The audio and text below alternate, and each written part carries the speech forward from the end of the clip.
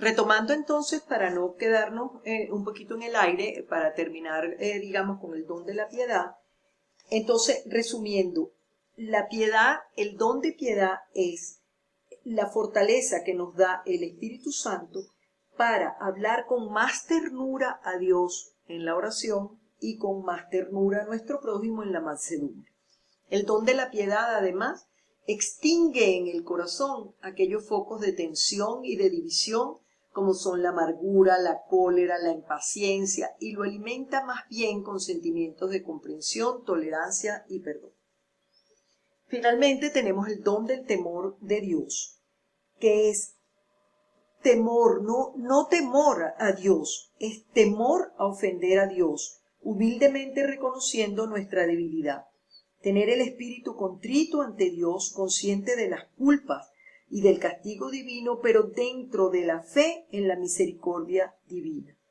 Sobre todo, temor filial, que es el amor de Dios. El alma se preocupa de no disgustar a Dios, amado como Padre, y de no ofenderle en nada, de permanecer y de crecer en la caridad. No significa esto que se trate de un temor como miedo a Dios. No, porque eso es todo lo contrario, se evita entonces a pensar, a acordarte de Dios como algo, más bien estás como angustiado con algo que te turba y que te inquieta. No, este don es algo más sublime y más noble. El creyente se presenta y se pone ante Dios con espíritu contrito y con el corazón humillado, sabiendo bien que debe atender a la propia salvación con ese temor a Dios. Sin embargo, esto no significa un miedo irracional, sino sentido de responsabilidad y de fidelidad a la ley de Dios. De este santo y justo temor, conjugado en el alma con el amor de Dios, depende toda la práctica de las virtudes cristianas, y especialmente de la humildad, de la templanza, de la castidad, de la mortificación de los sentidos, etcétera, etcétera. Recordemos la exhortación del apóstol Pablo a sus cristianos, donde les dice: queridos míos, purifiquémonos de toda mancha de la carne y del espíritu, consumando la santificación en el temor de Dios. Ahora viene la parte de la vocación universal a la santidad. Dios quiere que seamos santos, porque quiere que todos seamos felices, y las personas más felices son precisamente los santos. La santidad no es un privilegio de unos pocos, sino un deber de todos. Recordemos las palabras de San Pablo cuando afirma: todo lo puedo en Cristo que me conforta. La santidad no es otra cosa que vivir de acuerdo al plan de Dios, a su voluntad. Todos los cristianos de cualquier estado y condición están llamados a la plenitud de la vida cristiana y a la perfección de la caridad. La vocación a la santidad, nos decía Juan Pablo II, es irrenunciable. Nace en el bautismo y se puede practicar en cualquier condición de vida. La santidad es la perfección divina. Nos diría Santa Teresita de Lisieux que consiste en una disposición del corazón que nos hace humildes y pequeños en los brazos de Dios, y confiados aún con nuestro cuerpo en su bondad paternal. En lugar de desanimarme, me he dicho a mí misma: Dios no puede inspirar y nos quiere santos. Esa es su voluntad desde toda la eternidad. Pero, ¿qué es ser santo? Para eso debemos recordar que nosotros no somos más que simples criaturas. Por tanto, nuestra santidad no existe más que por una participación de la de Dios. Debemos, por tanto, remontarnos hasta Dios, puesto que solo Él es santo por esencia, o mejor, Él es la santidad misma. Como nos dice el Salmo: si tú, oh Señor, no edificas tu morada en nosotros, nosotros nunca podremos levantar una habitación digna de ti.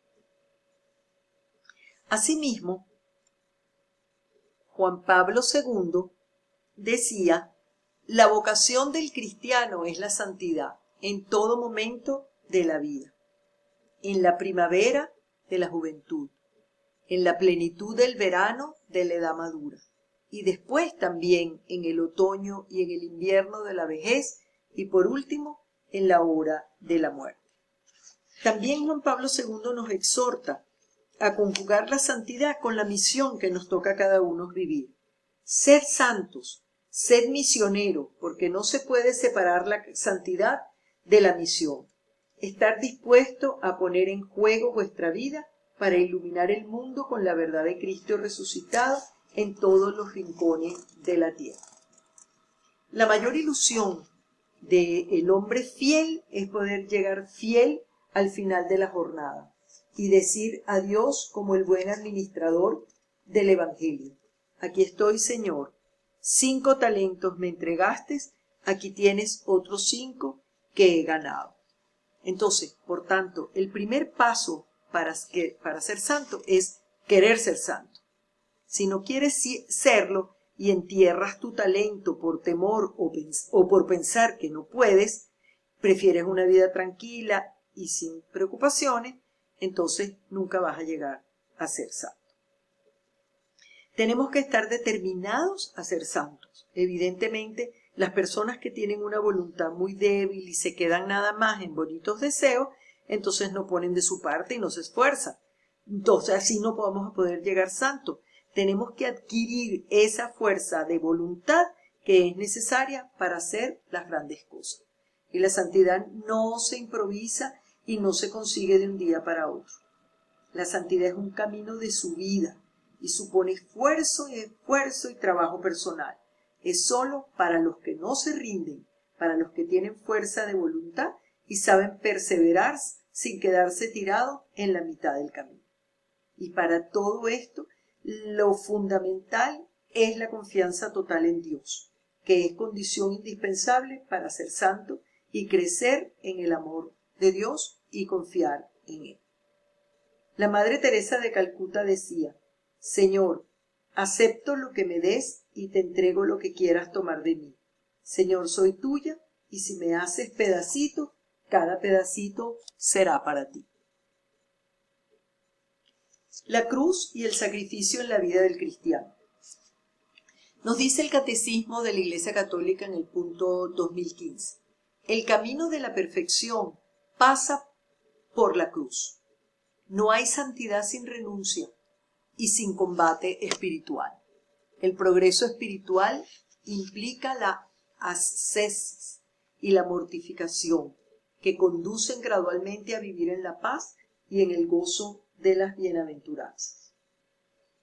El que asciende no cesa nunca de ir de comienzo en comienzo mediante esos comienzos que no tienen fin. Jamás el que asciende deja de desear lo que ya conoce. Cristo nos da la mayor muestra de amor muriendo por nuestros pecados en el sacrificio de la cruz. Cristo os ha amado y se ha ofrecido por nosotros, ofreciéndose a Dios como sacrificio. Entonces nos pide que seamos imitadores de Él. San Juan lo expresa de la siguiente manera: en esto hemos conocido lo que es el amor, en que Dios, Cristo, nos dio su vida por nosotros. También nosotros debemos dar la vida por los hermanos. El amor de Cristo que se manifestó definitivamente en el sacrificio de la cruz es el modelo definitivo para cualquier amor, para cualquier humano auténtico. Y en eso vemos lo que es el sufrimiento. El sufrimiento es una realidad ineludible en la vida del hombre, por la que todos pasamos. Es fruto del pecado y de la condición limitada del ser humano. Cristo mismo nos dijo: el que no lleve su cruz y venga en pos de mí, no puede ser discípulo mío. La cruz es la señal de los cristianos, el seguimiento de Cristo en el sufrimiento y en el amor. Solo se puede seguir a Cristo por el camino de la cruz.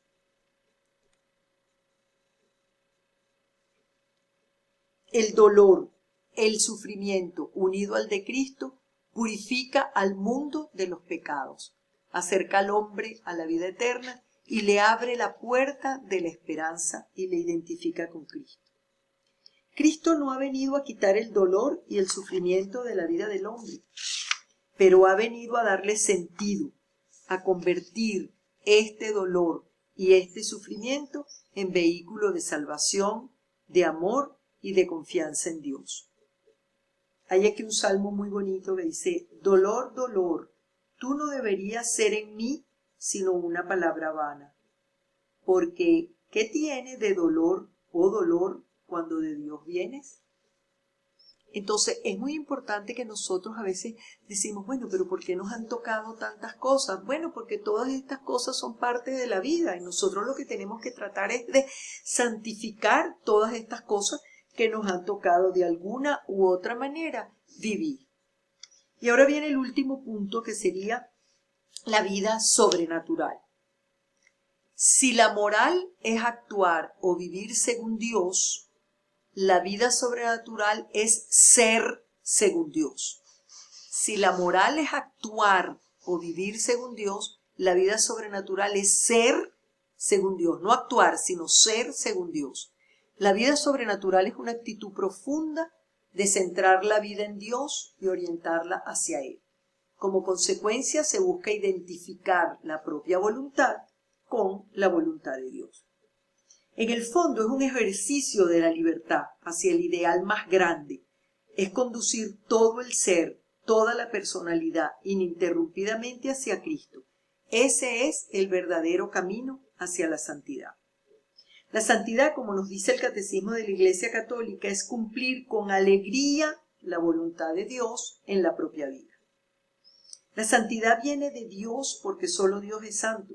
Sin embargo, no se consigue sin nuestra libre colaboración en la correspondencia a la gracia, pues Dios respeta absolutamente nuestra libertad. Para eso, tenemos que tomar en cuenta, para ese poder vivir en la vida de gracia absolutamente con nuestra libertad, Dios nos ofrece con su gracia la posibilidad de vivir la santidad en nuestras vidas, pero debemos corresponder. Para eso debemos tomar en cuenta 4 pasos fundamentales. Esos 4 pasos fundamentales son: tener claridad de propósito, es decir, reflexionar sobre lo que queremos conseguir y sobre el real deseo que tenemos de alcanzarlo. O sea, es como proponernos, bueno, yo debo cambiar, yo debo tomar las cosas como me vienen de Dios. Entonces tengo que tomarlas con alegría, no como decíamos antes, sino con una actitud de mansedumbre. Debo, después tomar la decisión de conseguirlo. Hay que tener en cuenta que esto no es tan fácil como parece, no basta ser bueno y ya. Se trata de responder a Dios y de responderle con amor. Opción por la santidad. Una vez cumplido este paso, hay que matizar la opción desde la fe y del amor. La libre opción por la santidad consiste en la decisión de apropiarse de esa misma opción en concreto y saber qué y cómo es esa santidad que Dios nos pide. El tercer paso a tomar en cuenta es la constancia. Hay que trabajar duro para poner en práctica esta opción en cada segundo de nuestra vida. Se trata de hacer realidad en la vida de todos los días, en el trabajo cotidiano, esa decisión tomada. Y el último paso que nos piden para la santidad es la confianza. Nunca dudar. No se trata de no tener dudas, sino de escapar de ellas.